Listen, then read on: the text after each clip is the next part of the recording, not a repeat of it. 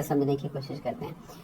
Last week अगर हम बात करें, जो मैंने आपको एक फोरकास्ट बताया था वो ये था कि एक trend line, major trend line है और ये लेवल्स मैंने आपको हॉरिजॉन्टल लेवल्स भी दिए थे कि जहाँ जहाँ से मार्केट जो है ना वो अपना टर्न ले सकती है, और बेरिश एंड बुलिश दोनों साइडें मैंने आपको वाज़िया बताई थी कि कहाँ से हमने क्या करना है।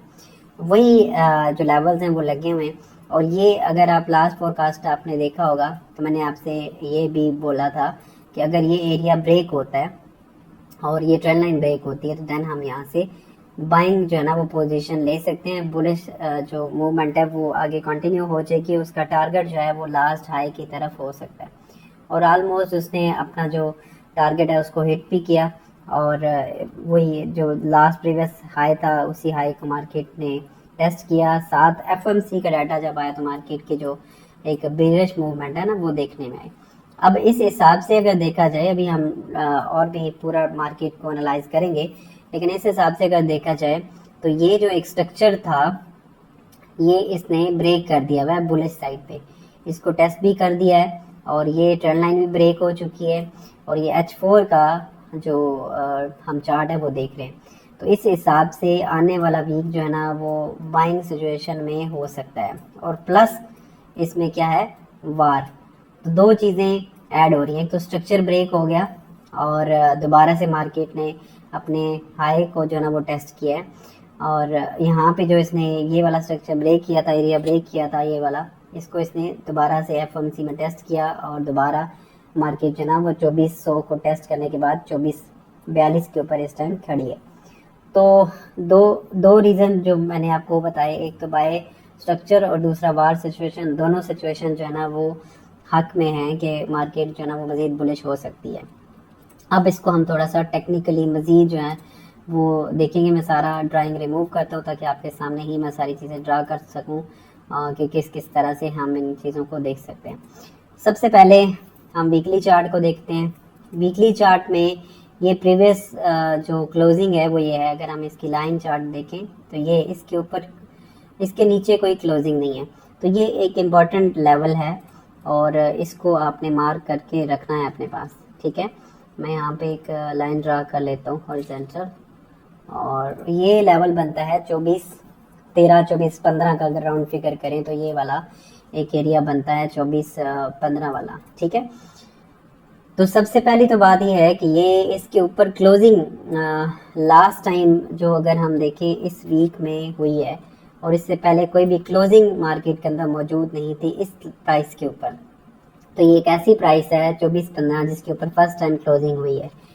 हाई अगर देखा जाए तो लास्ट वीक में 2482 हाई था, और इसका अगर हम हाई देखें तो ये इसने जो है ना ऑलमोस्ट लगाया 2470 के आसपास, ठीक है। तकरीबन आप कह सकते हैं कि वही हाई दोबारा जो है ना वो टेस्ट हुआ है। लेकिन यहाँ पे एक जो इम्पोर्टेंट चीज़ है वो क्लोजिंग है जो कि 24-15 पे फर्स्ट टाइम हुई है। इसके अलावा अगर आप स्ट्रक्चर भी इसका मार्केट का देखोगे तो ये एक जोन था, इस जगह पे मार्केट ट्रेड कर रही थी, और ये हाई टेस्ट कर रही थी, लो टेस्ट कर रही थी, हाई टेस्ट कर रही थी, और इसके बाद अब नया लो मार्केट ने नहीं बनाया बल्कि यहाँ के ऊपर जो है ना वो क्लोजिंग दे दी है। तो ज़्यादातर चांसेस हैं कि 24-15 को मार्केट ने ऑलरेडी टेस्ट भी किया है, तो यहीं से मार्केट ऊपर की तरफ मूव कर सकती है, और एक नया हाई जो कि एक्सपेक्टेड है इस वीक के अंदर वो हाई है 2500 मार्केट के लगाने के चांसेस हैं। अब बेरिश कहाँ से आ सकती है? अगर तो क्लोजिंग दे दे दोबारा इसके नीचे, यानी कि 2380 के नीचे कहीं पे मार्केट आती है तो देन बेरिश की साइड पे आ सकता है। अदरवाइज आप बुलिश साइड जो है ना वो देखें, और डिप अगर कहीं पे मिलती है तो उसको हम बाय कर सकते हैं किसी भी डिप के ऊपर। अच्छा, उसके बाद अगर हम डेली के चार्ट को देखें तो ये वही वाली लाइन है जो हमने वीकली लाइन जो ड्रा की है वीकली बेसिस पे, और इस एरिया को मार्केट ने काफ़ी रिस्पेक्ट किया था पहले, और इसके ऊपर क्लोजिंग दी, नीचे ट्रेड हुई है बट इसके ऊपर अब सपोर्ट ले रही है।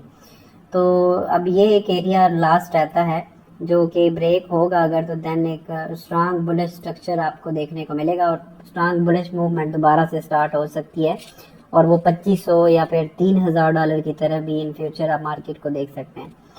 अच्छा, अब हम H4 के अंदर देखते हैं H4 में क्या क्या सिचुएशन बन सकती है।